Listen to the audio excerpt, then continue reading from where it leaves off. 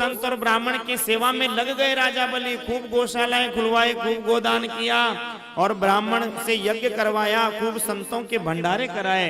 और उसका ऐसा प्रताप हुआ कि इधर देवता भगवान का नाम लेना भूल गए। और हनुमान जी महाराज कहते हैं राम जी से सुंदर कांड में, कह हनुमंत विपति प्रभु सोई, हनुमंत विपति प्रभु सोई, हनुमंत विपति प्रभु सोई, हनुमंत विपति प्रभु सोई। जब तब सुमिरन भजन न होई, जब तब सुमिरन भजन न होई, जब तब सुमिरन भजन न होई, जब तब सुमिरन भजन न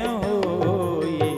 हनुमान जी महाराज प्रभु श्री राम से कहते हैं, प्रभु उस ही स्थान पर विपत्ति आती है जहां आपका भजन कीर्तन नहीं होता है।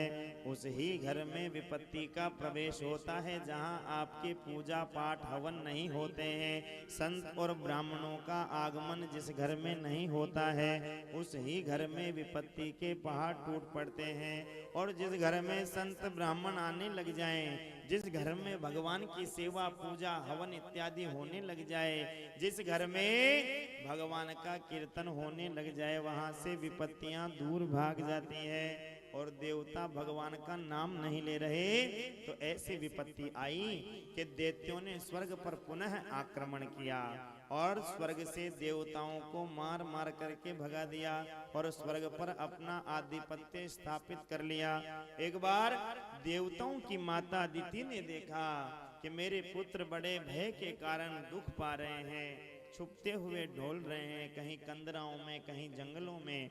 तो भगवान से प्रार्थना की, भगवान प्रकट हुए और कहा कि आप पयोव्रत करो तो आपके मन की कामना पूर्ण होगी। भगवान ने कहा आपको क्या चाहिए?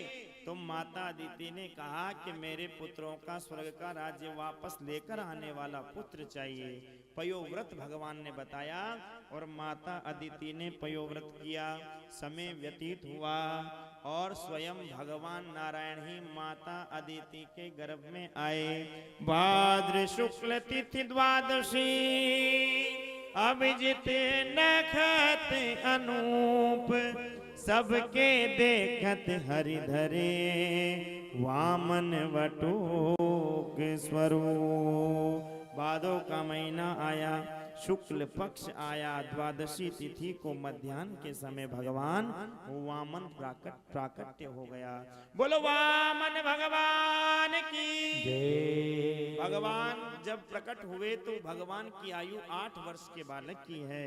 कोपिन धारण करे हुए हैं, खड़ाऊ पहने हुए, एक हाथ में छत्ता और एक हाथ में कमंडल है। तो भगवान का यज्ञोपवीत संस्कार किया गया। 8 वर्ष के बालक की यज्ञोपवीत संस्कार हो जाना चाहिए, ऐसा शास्त्रों में वर्णन है। तो महाराज भगवान वामन का यज्ञोपवीत संस्कार हुआ और यज्ञोपवीत जब ब्राह्मण बालक का होता है तो उसे भिक्षा दी जाती है और भिक्षा में जो भी मिलता है वो गुरुजी की झोली में जाकर के बालक डालता है। देवगुरु बृहस्पति जी ने यज्ञोपवीत संस्कार कराया और जैसे भिक्षा की सामग्री डालने गुरुजी के पास पहुंचे वामन भगवान, तो भगवान देवगुरु बृहस्पति जी ने कहा कि आप साधारण नहीं हो, आप दिव्य हो, इसलिए हमें दिव्य भिक्षा चाहिए। भगवान ने कहा क्या चाहिए आपको? तो देवगुरु बृहस्पति जी ने कहा हमें स्वर्ग का राज्य चाहिए जो अभी राजा बलि के पास है। भगवान राजा बलि का पता पूछे तो कहा नर्मदा नदी के उत्तर तट पर भृगु कच्छप नाम के स्थान पर राजा बलि यज्ञ कर रहे हैं, वहां जाकर के हमारे लिए आप भिक्षा में स्वर्ग का राज्य मांग कर लाओ। भगवान वामन महाराज नर्मदा नदी के तट की ओर प्रस्थान किए और भगवान को जैसे भगवान को आते हुए राजा बलि ने देखा तो यज्ञ में आहुति दे रहे थे। अब महाराज जिसको आहुति दे रहे हैं वही सामने प्रकट हो जाए तो आहुति देने वाले का क्या हाल होगा। आज महाराज आहुति में मन नहीं लग रहा, मन केवल भगवान को निहारने में लग रहा है। और गुरुदेव शुक्राचार्य से कहा, गुरुदेव आज तो मुझे ऐसा प्रतीत हो रहा है कि साक्षात सूर्य नारायण ही आज मेरी यज्ञशाला में पधार रहे हैं। शुक्राचार्य जी ने कहा, सूर्य नारायण नहीं तो अवश्य चंद्रमा तो होंगे ही, क्योंकि हमने ऐसा ब्राह्मण बालक आज तक नहीं देखा। और खड़े होकर के महाराज राजा बलि भगवान वामन का स्वागत करने लगे। स्वागतम ते नमस्तुभ्यं ब्रह्मन् किम करवामते ब्रह्मर्षिणां तपसाक्षात् मन्ये त्वार्यवपुर्धरम्। स्वागतम सुस्वागतम प्रभु, आप कहाँ से आ रहे हैं? और आज आपके इस दिव्य स्वरूप को देखकर मुझे ऐसा लग रहा है कि मैं क्या क्या आपको लुटा दूं। आप कहें तो मैं आपको 2 लाख गोमाताएं दान में दे दूं। भगवान ने कहा, नहीं, हम 2 लाख गाय लेकर क्या करेंगे, हम तो संतोषी ब्राह्मण हैं, हम किसी से भिक्षा लेते नहीं, हम दान नहीं लेते हैं। राजा बलि ने कहा, जब से हमारे गुरुदेव शुक्राचार्य जी ने कहा है तब से आज तक हमारे यहाँ से कोई ब्राह्मण खाली हाथ नहीं गया। आप कहें तो आपको एक महल बना करके दे दूं। हमने कहा ना, हम भिक्षा नहीं लेते। प्रभु आज यदि आप खाली हाथ चले गए तो महाराज मेरा तो जीना ही व्यर्थ हो जाएगा। मेरे गुरु की आज्ञा का मैं पालन फिर कैसे करूंगा? आपको कुछ तो लेना ही पड़ेगा। आप कहें तो आपकी जहां तक दृष्टि जा रही है वहां तक की जमीन में आपको दान में दे दूं। भगवान ने कहा, इतनी जमीन का हम क्या करेंगे? कहा कि कुछ तो मांगिए प्रभु, इस छोटे से मुख से कुछ तो बोलिए। तब भगवान ने कहा कि यदि ज्यादा ही जिद कर रहे हो तो तस्मात् त्वत्तो महीमीशत् व्रणेऽहं वरदर्शवा पदानि त्रीणि देतेन्द्र शमितानि पदा मम। मुझे अपने ही पैरों से 3 पग भूमि दे दो। राजा बलि ने कहा कि जैसे आपका कद छोटा वैसे आपकी बुद्धि भी छोटी है। अरे 3 पग भूमि में क्या होगा, क्या करोगे? भगवान ने कहा, दे रहे हो तो देव, नहीं तो हम यहाँ से जा रहे हैं। राजा बलि ने कहा, जैसे आपकी आज्ञा। और जैसे ही महाराज देने लगे तो भगवान ने कहा कि बिना संकल्प के हम दान नहीं लेते हैं, संकल्प करना पड़ेगा। संकल्प करने लगे तो शुक्राचार्य जी भागे भागे आए और आकर कहने लगे, राजन ना तो ये बामन है ना तरेपन है, ये तो वो छलिया नारायण है जो तुम्हें छलने आया है, मना कर दो देने के लिए। राजा बलि ने कहा, गुरुदेव आपने ही तो ब्राह्मणों की सेवा की आज्ञा दी और आप ही मना कर रहे हैं। गुरुजी अब एक बार मैंने कह दिया तो मना नहीं कर सकूंगा। और देखो आपकी आज्ञा का मैं पालन कर रहा हूँ। यदि ये ब्राह्मण हुए तो ब्राह्मण को दान देना मेरा धर्म है, मैं आपकी आज्ञा का पालन कर रहा हूँ।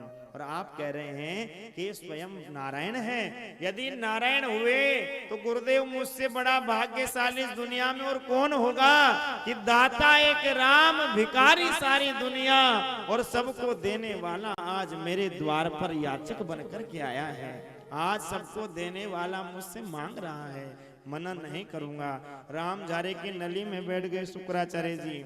भगवान ने कुशा का तंतु उठाया, फेंक के मारा और एक आंख शुक्राचार्य जी की। गोविंदाय नमो नमः। शुक्राचार्य जी निकल कर भागे, भाई हमारा ना कोई लेना ना कोई देना, और बिना बात एक आंख गंवा बैठे।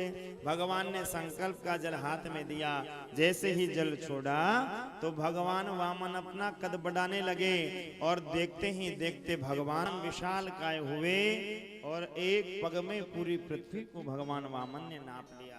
दूसरा पग ब्रह्मलोक पहुंच गया। ब्रह्मा जी ने भगवान वामन के चरण का प्रक्षालन किया और अपने कमंडल में भगवान का चरणोदक ले लिया। और उसी से महाराज ब्रह्मा जी के कमंडल में ही भगवान चरण के उस जल से नख निर्गता गंगा प्रकट हो गई। बोलो गंगा मैया की जय। तीसरा पग रखने के लिए महाराज भगवान के पास कोई स्थान जब नहीं रहा तो भगवान के पार्षदों ने राजा बलि को बंदी बनाया और कहा कि जो संकल्प लेकर उस संकल्प की पूर्ति नहीं करता है वह दंड का अधिकारी है।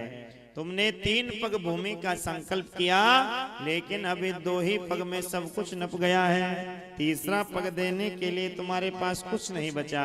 तो राजा बलि ने कहा प्रभु धन बड़ा होता है या धन का मालिक बड़ा होता है? भगवान ने कहा धन से धन का मालिक 100 गुना बड़ा है। तुरंत राजा बलि ने कहा यदुत्तमा श्लोक भवान ममेरितम् व्यचम व्यचो व्यनेकम सुखमर्यमन्यते करो मृतम तन्न भवेत् प्रलंबनम पदम तृतीयम कुरु श्रीष्ण में निजम। प्रभु अभी तक आपने मेरे धन को नापा है, ध्यान दीजिए, शांति से सुनिए। प्रभु अभी तक आपने मेरे धन को नापा है, अभी तक मैं बाकी हूँ। आप अपना तीसरा चरण मेरे मस्तक पर पधारा दीजिए। भगवान ने जैसे ही ये सुना भगवान प्रसन्न हो गए और भगवान तो प्रसन्न हुए ही। और राजा बलि ने जैसे ही ये कहा, राजा बलि के कहते ही वहां प्रहलाद जी महाराज प्रकट हो गए, क्योंकि प्रहलाद जी के प्रपौत्र हैं राजा बलि। और प्रहलाद जी ने महाराज प्रकट होकर नृत्य करना प्रारंभ किया, नाचने लगे और कहने लगे कि मेरा प्रपौत्र तो मुझसे भी आगे बढ़ गया, मेरे मस्तक पर तो भगवान ने अपने वरद हस्त ही स्थापित किए, लेकिन मेरे प्रपौत्र के मस्तक पर तो भगवान ने अपना चरण ही पधरा दिया। आज महाराज राजा बलि परम प्रसन्न हो रहे हैं, भगवान भी बड़े प्रसन्न हुए। राजन सब कुछ दिया तो क्या दिया, जब तक अपने आप को ही मेरे चरणों में जीव स्थापित नहीं करता, जब तक अपने आप को मेरे चरणों में नहीं न्योछावर करता, तब तक मैं वस्तुओं का और अन्न धन का भूखा नहीं हूं। भगवान कहते हैं